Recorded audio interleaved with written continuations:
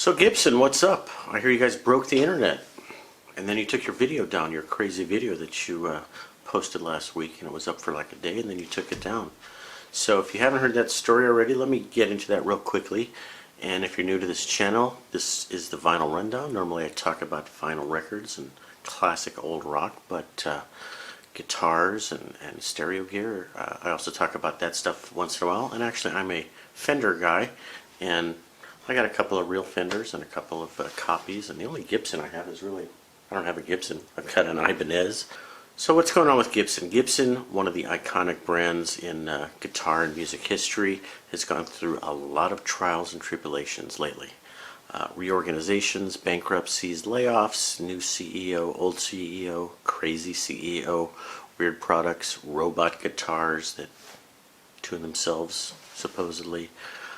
More bankruptcies, mergers, acquisitions, more layoffs, bad products, terrible quality control, bad PR, artists leaving them.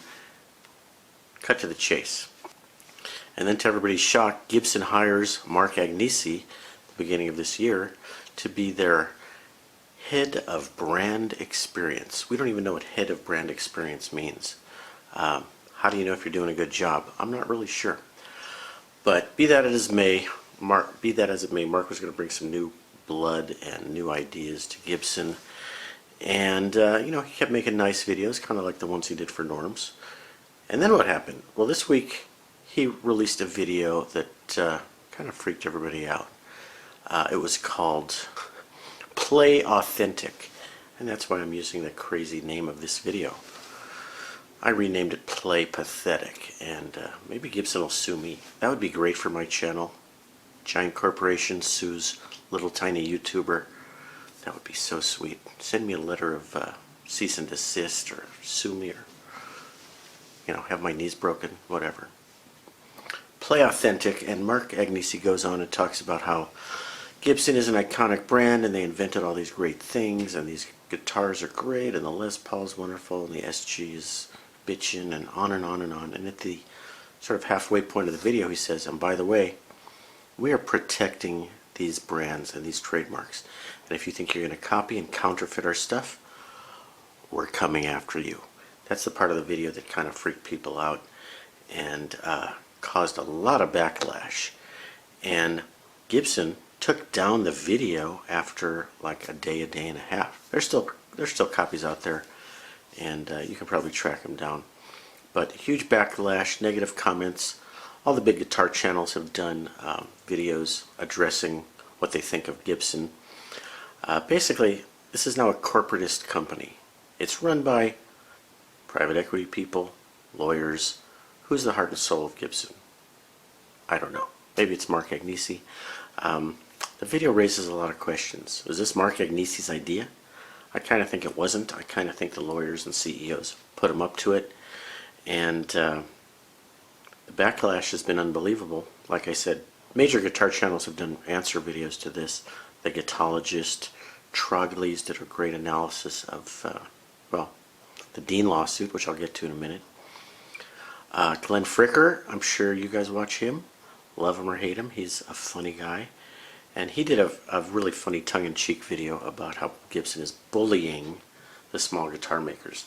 So that's kind of the context of this Gibson video is, we're coming after you, you small boutique guitar makers who are copying our iconic designs, our trademarks, our Les Paul look, our cutaway, our headstock, blah blah blah. And Gibson wimped out and pulled the video down. And that's my biggest complaint against Gibson. Pulling it down was a pussy move. If that's who you are as a company, Gibson, be that company. Be the company that's all about lawyers and lawsuits. If that's who you are, leave the video up. Let that backlash grow. Let people continue to comment and maybe learn something from all those comments. Well, maybe you're watching these videos by different guitar channels. Maybe you're not. I have no idea. But the mistake Gibson made with that video is they took a kind of a complex legal concept and released it to the general public. The whole concept of who's violating our trademark and who isn't, that's really best left to the lawyers. And you should have just sent the letters to the from your lawyer to the different companies. But instead, you sent out this video that's watched by an audience that's 98% not lawyers, not boutique guitar manufacturers. You sent that video out to the whole world, including the consumers of your product, or the potential consumers that you want to buy your product, and guitar players and gigging musicians and guys like me who just go on the internet and rant and rave, don't know what we're talking about. So you made a big mistake by putting up the video, I think. You made a bigger mistake by taking down the video. And then they, at least they're true to their word, a day or two later they announced a big lawsuit against Dean Guitars. And Dean Guitars has been making Gibson-ish, Gibson-like guitars for 30 or 40 years. They got a Flying V that looks a lot like a Flying V, and they got an SG thing that looks a lot like an SG, and so on and so forth. Trogley did a great analysis of all these different guitar brands that Dean is kind of in trouble for. So go watch his channel and check that out. Good analysis. The problem with this whole lawsuit is Dean started making these guitars 30 or 40 years ago, and Gibson is just getting around to suing them today. Why? Why did you let, I don't know if the number's 42 years, whatever. Why did you wait 30 or 40 years to protect your brand? That's, I'm not a lawyer, but that's one of the important aspects of trademark law, is you have to vigorously and aggressively and actively protect your brands. And if you just let everybody in the world use them, then they're going to lose their value, and the courts will find against you and say, you didn't protect this brand. You know, why are you coming to me 30 years later? You knew about this. What did you wait for?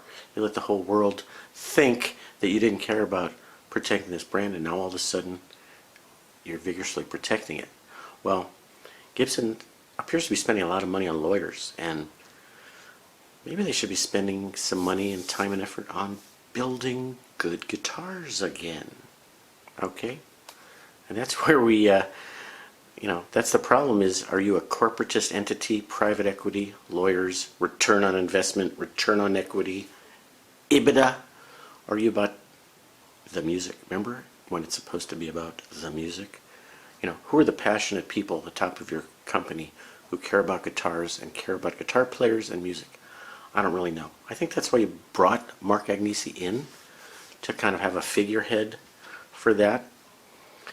But he's not the CEO. He can't direct the company. He can't tell you what to do and where to spend your money and what kind of factories to build and what kind of guitars to design and what materials to use. He's a marketing guy, and he's done a good job up until this week. And, you know, like I say, I don't know if Mark created that video on his own. I don't think he did. I think he was forced to do it by the evil overlords. So I did my own research because I wanted to look up, you know, on the internet, what's going on with these trademarks? What trademarks are they talking about? How long have these trademarks been around? That was really my real question. And lo and behold, on Gibson's own page, they have a whole page called Gibson Trademarks and Word Marks. So like the word Firebird. Am I allowed to say that? Or Les Paul. In addition to the design and the shape of the guitar and the shape of the headstock, they also trademark words. They call that a word mark. Gibson has hundreds and hundreds of trademarks and word marks on that page. So I took it a step further and started Googling some of those trademarks specifically. Each registered trademark has a number attached to it.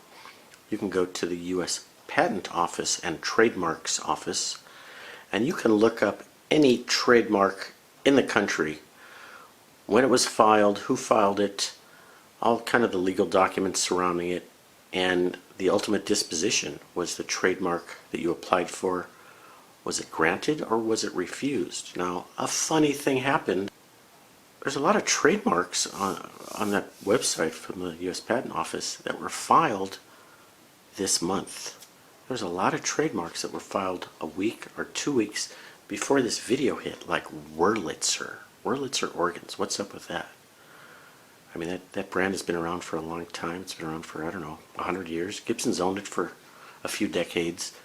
I don't think Gibson's making anything with it. They're not making any organs or jukeboxes or whatever. But, you know, why did they decide that in June of 2019 they were going to start filing for all these new trademark applications? And if you go in and look through that database, I'll provide some data on how to do that. You'll see that those lawyers have been working overtime, because not only are they trademarking like the design of a guitar, they're trademarking the design of the guitar in use of other things. Like there's a whole set of trademarks on glassware. Like, do you want a Les Paul or a Flying V glassware? What is that? Well, in reality it's coffee mugs, and a lot of people are making money doing coffee mugs. So you cannot make a coffee mug that says Les Paul or Explorer on it without violating Gibson's trademark. And that's fair. Okay, you own the trademark. I don't have any problem with that. But everything you can think of, t-shirts, coffee mugs, tote bags, I don't know. Go do some research on that website. You'll be surprised how much stuff is on there. Now, one case that I want to point out to you that was filed in 1998 over the shape of an acoustic guitar. See what I just did? That's not a model. That's not a hot babe. That's a round-shouldered acoustic guitar. Gibson filed that trademark patent in 1998. And there's a very interesting court case on this particular trademark, because the judges in the case said, you've been using this thing since 1934? What did you wait 66 years to trademark that for? What did you wait 60 years to trademark something that you think is essential to your trade and you don't want anybody else copying because you own this shape? And that case is now a precedent-setting case in law. It says, you know, you can't trademark every freaking thing about your product. I mean, do you think Goodyear can come in and say, tires, roundness, we own that? No, because that's an essential function of a tire, just like the shape of an acoustic guitar that sits against your body and has to be so wide and have a hole to let the sound out. Those are all essential features of a guitar. Gibson cannot trade those. So Gibson has been trademarked. Gibson has been overly aggressive in trying to protect every piece of everything you can imagine. The shape of this, the curve of the headstock, the shape of the pick guard. You know, a lot of these things are just the natural occurrences of how guitars are going to be designed. And like I said, Gibson is working overtime to protect stuff. Are they working overtime to make great guitars and to give you a great brand experience and to give you high quality guitars consistently, you know, consistent craftsmanship, quality control, frets that don't buzz, frets that aren't sharp on the edges, action that's playable, consistency, blah, blah, blah, and innovative designs? I mean, are you guys doing that? The Robo guitar was kind of a failure. And one of the problems that all these companies are facing, okay, the rise and fall of rock and roll, the rise and fall of guitar-oriented rock and roll guitar players are not at the top of the charts anymore, okay? That's reality. And when you have a shakeout in the industry, the strong will survive and the weak fall by the wayside. Fender, they may have gone through some things, but they're not going through what Gibson is going through. And lots of little companies are realizing that there's a market for boutique guitars, and if you keep the costs down and you don't have 18 layers of management, managers and middle managers and marketing managers and lawyers and blah, blah, blah. That's how big corporations, unfortunately, how they are today. The concept of how do we bring a great guitar to market and design something that the people want, maybe that's out of reach of the big corporations. It just is. You know, the music industry is kind of effed up. The guitar industry, look at Guitar Center, look at record companies, record stores. That's just the world we live in today, guys. And if your marketing and your products are not high quality, you're just not going to make it. So there's a lot of hate being thrown at Mark and Gibson because of this video, and I'm going to put it in the proper context. I don't wish ill against this company. I'm not hoping they fail, when you do that, you're really wishing that lots of hardworking people are out of a job, and I don't wish that at all. Maybe they move from a weak company to a better company, Heritage, or Chibson, or Schmibson, or whatever they are. I don't know. I'm a Fender guy. I don't wish ill will on these people. I don't wish them to be, sitting on the street corner begging for quarters. The market is going to sort through this, and that's just the reality of it. I think that's a long enough rant about Gibson Guitars, guys, and the Dean lawsuit was just filed. We're going to see what happens there.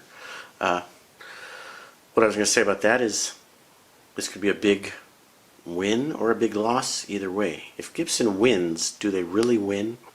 If Gibson succeeds in crushing the little guy, Dean, the fans out there, the small-time guys like me, guitar players and musicians, they're always rooting for the underdog. They're always rooting for the little guy.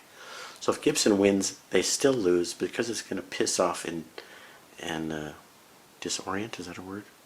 It's going to annoy a lot of guitar players, even if Gibson wins. If Gibson loses, they may lose the right to protect some of their trademarks, and so you don't own them anymore. They're out there. If Dean can copy the Flying V that you didn't protect for 30 years, and the Explorer that you didn't protect for 40 or 50 years, I don't know. If you lose to Dean, you lose big time, because now lots of guitar companies can get out there and manufacture look-alike stuff. So this Dean lawsuit is becoming a bigger deal than it should have because of the Agnesi video. Not that many people would have paid attention to the lawsuit, but Gibson opened a Pandora's box. Pandora? Spotify? That's a really stupid joke. Gibson opened up this can of worms and brought attention to themselves. Now they can't undo that attention, because check YouTube, guys. There's 5 more videos today like me talking about how Gibson messed up their goodwill in the marketplace by dropping this video. Alright guys, my channel is the Vinyl Rundown. I mostly talk about vinyl records, but guitars and stereos and miscellaneous music stuff comes up all the time. I did a video about Norm's rare guitars a couple weeks ago. I first talked about Mark Agnesi. A lot of you were guitar people watching my video because of that video, which is cool. Welcome. Please consider subscribing. Please consider leaving some comments. If you want to be hateful, go ahead. I can handle it. Thanks for watching, and stay tuned for more in the saga of Gibson and Agnesi and Dean and copyrights and trademarks, and I will check you later. Thanks.